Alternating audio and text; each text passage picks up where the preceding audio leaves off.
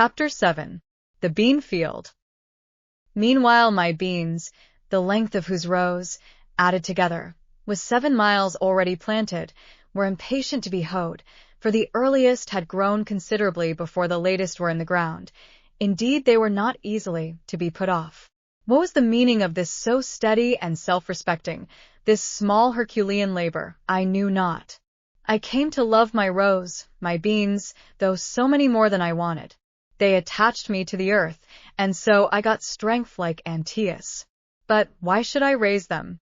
Only heaven knows.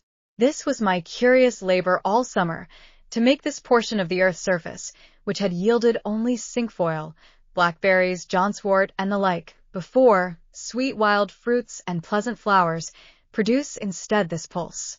What shall I learn of beans, or beans of me? I cherish them, I hoe them, early and late I have an eye to them, and this is my day's work. It is a fine broad leaf to look on. My auxiliaries are the dews and rains which water this dry soil, and what fertility is in the soil itself, which for the most part is lean and effete. My enemies are worms, cool days, and most of all woodchucks. The last have nibbled for me 1/4 of an acre clean. But what right had I to oust johnswort and the rest, and break up their ancient herb garden?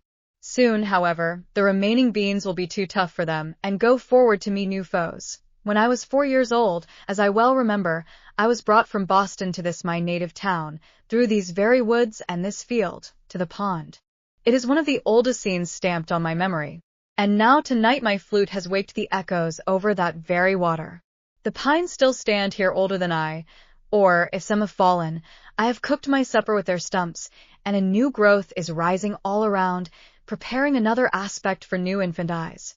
Almost the same johnswort springs from the same perennial root in this pasture, and even I have at length helped to clothe that fabulous landscape of my infant dreams, and one of the results of my presence and influence is seen in these bean leaves, corn blades, and potato vines that I planted about 2 acres and a half of upland, and as it was only about 15 years since the land was cleared, and I myself had got out 2 or 3 cords of stumps, I did not give it any manure, but in the course of the summer it appeared by the arrowheads which I turned up in hoeing, that an extinct nation had anciently dwelt here and planted corn and beans ere white men came to clear the land, and so, to some extent, had exhausted the soil for this very crop, before yet any woodchuck or squirrel had run across the road, or the sun had got above the shrub oaks, while all the dew is on, though the farmers warn me against it.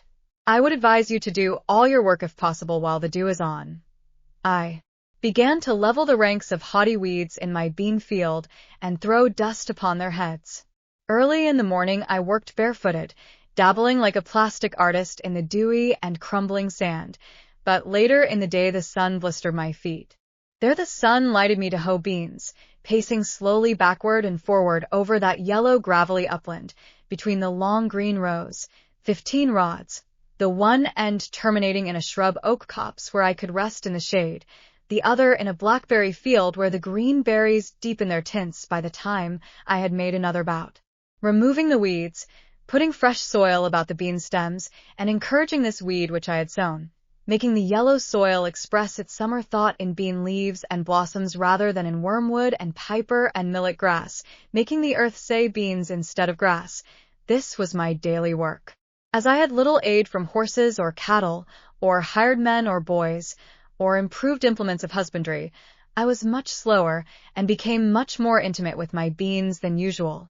But labor of the hands, even when pursued to the verge of drudgery, is perhaps never the worst form of idleness. It has a constant and imperishable moral, and to the scholar it yields a classic result. Of very agricola laboriosus was I to travelers bound westward through Lincoln and Wayland to nobody knows where, they sitting at their ease in gigs, with elbows on knees, and reins loosely hanging in festoons, I the homestaying, laborious native of the soil. But soon my homestead was out of their sight and thought. It was the only open and cultivated field for a great distance on either side of the road, so they made the most of it, and sometimes the man in the field heard more of travelers' gossip and comment than was meant for his ear. Beans so late, peas so late. For I continued to plant when others had begun to hoe, The ministerial husbandman had not suspected it. Corn, my boy, for fodder. Corn for fodder. Does he live there? Asks the black bonnet of the gray coat, and the hard-featured farmer reins up his grateful Dobbin to inquire what you are doing where he sees no manure in the furrow, and recommends a little chip dirt, or any little waste stuff, or it may be ashes or plaster. But here were 2 acres and a half of furrows, and only a hoe for cart and 2 hands to draw it, there being an aversion to other carts and horses, and chip dirt far away. Fellow travelers, as they rattled by, compared it aloud with the fields which they had passed, so that I came to know how I stood in the agricultural world. This was one field not in Mr. Coleman's report. And, by the way, who estimates the value of the crop which nature yields in the still wilder fields unimproved by man? The crop of English hay is carefully weighed, the moisture calculated, the silicates and the potash, but in all dells and pond holes in the woods and pastures and swamps grows a rich and various crop only unreaped by man. Mine was, as it were, the connecting link between wild and cultivated fields, as some states are civilized and others half-civilized and others savage or barbarous, so my field was, though not in a bad sense, the half-cultivated field. They were beans cheerfully returning to their wild and primitive state that I cultivated, and my hoe played the ranz de vaches for them. Near at hand, upon the topmost spray of a birch, sings the brown thrasher, or red mavis, as some love to call him, all the morning, glad of your society, that would find out another farmer's field if yours were not here. While you are planting the seed, he cries, drop it, cover it up, pull it up, pull it up, pull it up. But this was not corn, and so it was safe from such enemies as he. You may wonder what his rigmarole, his amateur Paganini performances on 1 string or on 20, have to do with your planting, and yet prefer it to leached ashes or plaster. It was a cheap sort of top-dressing in which I had entire faith. I drew a still fresher soil about the rows with my hoe. I disturbed the ashes of unchronicled nations who in primeval years lived under these heavens, and their small implements of war and hunting were brought to the light of this modern day. They lay mingled with other natural stones, some of which bore the marks of having been burned by Indian fires, and some by the sun, and also bits of pottery and glass brought hither by the recent cultivators of the soil. When my hoe tinkled against the stones, that music echoed to the woods and the sky, and was an accompaniment to my labor which yielded an instant and immeasurable crop. It was no longer beans that I hoed, nor I that hoed beans, and I remembered with as much pity as pride, if I remembered at all, my acquaintances who had gone to the city to attend the oratorios. The night hawk circled overhead in the sunny afternoons, for I sometimes made a day of it, like a mote in the eye, or in heaven's eye, falling from time to time with a swoop and a sound as if the heavens were rent, torn at last to very rags and tatters, and yet a seamless cope remained, small imps that fill the air and lay their eggs on the ground on bare sand or rocks on the tops of hills, where few have found them, graceful and slender like ripples caught up from the pond, as leaves are raised by the wind to float in the heavens. Such kindredship is in nature. The hawk is aerial brother of the wave which he sails over and surveys, those his perfect air-inflated wings answering to the elemental unfledged pinions of the sea. Or sometimes I watched a pair of henhawks circling high in the sky, alternately soaring and descending, approaching and leaving one another, as if they were the embodiment of my own thoughts.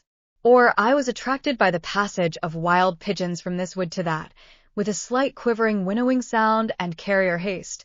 Or from under a rotten stump my hoe turned up a sluggish, portentous, and outlandish spotted salamander, a trace of Egypt and the Nile, yet our contemporary. When I paused to lean on my hoe, these sounds and sights I heard and saw anywhere in the row, a part of the inexhaustible entertainment which the country offers. On gala days the town fires its great guns, which echo like pop guns to these woods, and some waifs of martial music occasionally penetrate thus far. To me, away there in my bean field at the other end of the town, the big gun sounded as if a puffball had burst, and when there was a military turnout of which I was ignorant, I have sometimes had a vague sense all the day of some sort of itching and disease in the horizon, as if some eruption would break out there soon, either scarlatina or canker rash, until at length some more favorable puff of wind, making haste over the fields and up the Wayland Road, brought me information of the trainers. It seemed by the distant hum as if somebody's bees had swarmed, and that the neighbors, according to Virgil's advice, by a faint tintinnabulum upon the most sonorous of their domestic utensils, were endeavoring to call them down into the hive again. And when the sound died quite away, and the hum had ceased, and the most favorable breezes told no tale, I knew that they had got the last drone of them all safely into the Middlesex hive, and that now their minds were bent on the honey with which it was smeared. I felt proud to know that the liberties of Massachusetts and of our fatherland were in such safekeeping. And as I turned to my hoeing again, I was filled with an inexpressible confidence, and pursued my labor cheerfully with a calm trust in the future. When there were several bands of musicians, it sounded as if all the village was a vast bellows, and all the buildings expanded and collapsed alternately with a din. But sometimes it was a really noble and inspiring strain that reached these woods, and the trumpet that sings of fame, and I felt as if I could spit a Mexican with a good relish, for why should we always stand for trifles? And looked round for a woodchuck or a skunk to exercise my chivalry upon. These martial strains seemed as far away as Palestine, and reminded me of a march of crusaders in the horizon, with a slight tantivy and tremulous motion of the elm tree tops which overhang the village. This was one of the great days, though the sky had from my clearing only the same everlastingly great look that it wears daily, and I saw no difference in it. It was a singular experience, that long acquaintance which I cultivated with beans, what with planting and hoeing and harvesting and threshing and picking over and selling them. The last was the hardest of all. I might add eating, for I did taste. I was determined to know beans. When they were growing, I used to hoe from 5 o'clock in the morning till noon, and commonly spent the rest of the day about other affairs. Consider the intimate and curious acquaintance one makes with various kinds of weeds. It will bear some iteration in the account, for there was no little iteration in the labor, disturbing their delicate organizations so ruthlessly, and making such invidious distinctions with his hoe, leveling whole ranks of one species, and sedulously cultivating another. That's Roman wormwood, that's pigweed, that's sorrel, that's pipergrass. Have at him, chop him up, turn his roots upward to the sun, don't let him have a fibre in the shade. If you do, he'll turn himself t'other side up and be as green as a leek in 2 days. A long war, not with cranes, but with weeds, those Trojans who had sun and rain and dews on their side. Daily the beans saw me come to their rescue armed with a hoe, and thin the ranks of their enemies, filling up the trenches with weedy dead. Many a lusty crest-waving Hector, that towered a whole foot above his crowding comrades, fell before my weapon and rolled in the dust. Those summer days which some of my contemporaries devoted to the fine arts in Boston or Rome, and others to contemplation in India, and others to trade in London or New York, I thus, with the other farmers of New England, devoted to husbandry. Not that I wanted beans to eat, for I am by nature a Pythagorean, so far as beans are concerned, whether they mean porridge or voting, and exchange them for rice, but, perchance, as some must work in fields if only for the sake of tropes and expression, to serve a parable maker one day. It was on the whole a rare amusement, which, continued too long, might have become a dissipation. Though I gave them no manure, and did not hoe them all once, I hoed them unusually well as far as I went, and was paid for it in the end, there being in truth, as Evelyn says, no compost or laitation whatsoever comparable to this continual motion, repastination, and turning of the mold with the spade. The earth, he adds elsewhere, especially if fresh, has a certain magnetism in it, by which it attracts the salt, power, or virtue, call it either, which gives it life, and is the logic of all the labor and stir we keep about it, to sustain us, all dungings and other sordid temperings being but the vicar's succedaneous to this improvement. Moreover, this being one of those worn-out and exhausted lay fields which enjoy their Sabbath, had perchance, as Sir Kenelm Digby thinks likely, attracted vital spirits from the air. I harvested 12 bushels of beans, but to be more particular, for it is complained that Mr. Coleman has reported chiefly the expensive experiments of gentlemen farmers, my outgoes were, for a hoe, 54 cents plowing, harrowing, and furrowing, 7.50 too much. Beans for seed, 3.12 1/2 potatoes for seed, 1.33 peas for seed, 0.40 turnip seed, 0.06 white line for crow fence, 0.02 horse cultivator and boy 3 hours, 1.00 horse and cart to get crop, 0.75. In all, $14.72 1/2 my income was patrem familias vendicem, non emissum esse opertet, from 9 bushels and 12 quarts of beans sold. $16.94 5 large potatoes, 2.509 small, 2.25 grass, 1.00 stalks, 0.75. In all, $23.44, leaving a pecuniary profit, as I have elsewhere said, of $8.71 1/2. This is the result of my experience in raising beans. Plant the common small white bush bean about the 1st of June, in rows 3 feet by 18 inches apart, being careful to select fresh round and unmixed seed. First look out for worms and supply vacancies by planting anew. Then look out for woodchucks, if it is an exposed place, for they will nibble off the earliest tender leaves almost clean as they go, and again, when the young tendrils make their appearance, they have notice of it, and will shear them off with both buds and young pods, sitting erect like a squirrel. But above all, harvest as early as possible, if you would escape frosts and have a fair and saleable crop. You may save much loss by this means. This further experience also I gained. I said to myself, I will not plant beans and corn with so much industry another summer, but such seeds, if the seed is not lost, as sincerity, truth, simplicity, faith, innocence, and the like, and see if they will not grow in this soil, even with less toil and manurance, and sustain me, for surely it has not been exhausted for these crops. Alas! I said this to myself, but now another summer is gone, and another, and I am obliged to say to you, reader, that the seeds which I planted, if indeed they were the seeds of those virtues, were worm-eaten or had lost their vitality, and so did not come up. Commonly men will only be brave as their fathers were brave, or timid. This generation is very sure to plant corn and beans each new year precisely as the Indians did centuries ago, and taught the first settlers to do, as if there were a fate in it. I saw an old man the other day, to my astonishment, making the holes with a hoe for the 70th time at least, and not for himself to lie down in. But why should not the New Englander try new adventures, and not lay so much stress on his grain, his potato and grass crop, and his orchards, raise other crops than these? Why concern ourselves so much about our beans for seed, and not be concerned at all about a new generation of men? We should really be fed and cheered if, when we met a man, we were sure to see that some of the qualities which I have named, which we all prize more than those other productions, but which are for the most part broadcast and floating in the air, had taken root and grown in him. Here comes such a subtle and ineffable quality, for instance, as truth or justice, though the slightest amount or new variety of it, along the road. Our ambassadors should be instructed to send home such seeds as these, and Congress help to distribute them over all the land. We should never stand upon ceremony with sincerity. We should never cheat and insult and banish one another by our meanness, if there were present the kernel of worth and friendliness. We should not meet thus in haste.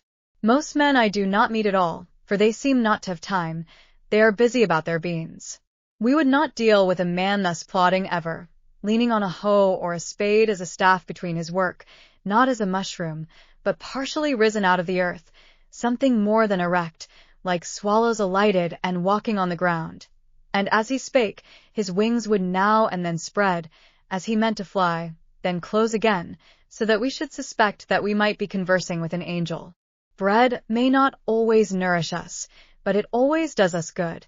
It even takes stiffness out of our joints, and makes us supple and buoyant, when we knew not what ailed us, to recognize any generosity in man or nature, to share any unmixed and heroic joy.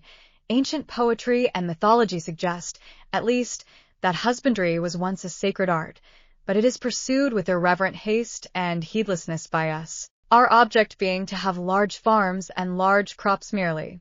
We have no festival, nor procession, nor ceremony, not excepting our cattle shows and so-called Thanksgivings, by which the farmer expresses a sense of the sacredness of his calling, or is reminded of its sacred origin. It is the premium and the feast which tempt him. He sacrifices not to Ceres and the terrestrial Jove, but to the infernal Plutus rather, by avarice and selfishness, and a groveling habit, from which none of us is free, of regarding the soil as property, or the means of acquiring property chiefly. The landscape is deformed, husbandry is degraded with us, and the farmer leads the meanest of lives. He knows nature but as a robber. Cato says that the prophets of agriculture are particularly pious or just, maximique pius questus, and according to Varro the old Romans called the same earth mother and Ceres, and thought that they who cultivated it led a pious and useful life, and that they alone were left of the race of King Saturn. We are wont to forget that the sun looks on our cultivated fields and on the prairies and forests without distinction. They all reflect and absorb his rays alike, and the former make but a small part of the glorious picture which he beholds in his daily course. In his view the earth is all equally cultivated like a garden. Therefore we should receive the benefit of his light and heat with a corresponding trust and magnanimity. What though I value the seed of these beans, and harvest that in the fall of the year? This broad field which I have looked at so long looks not to me as the principal cultivator, but away from me to influences more genial to it which water and make it green. These beans have results which are not harvested by me. Do they not grow for woodchucks partly? The ear of wheat, in Latin spica, obsoletely spica, from sp. hope, should not be the only hope of the husbandman. Its kernel or grain, granum from gerendo, bearing, is not all that it bears. How, then, can our harvest fail? Shall I not rejoice also at the abundance of the weeds whose seeds are the granary of the birds? It matters little comparatively whether the fields fill the farmer's barns. The true husbandman will cease from anxiety, as the squirrels manifest no concern whether the woods will bear chestnuts this year or not, and finish his labor with every day, relinquishing all claim to the produce of his fields, and sacrificing in his mind not only his first, but his last fruits also.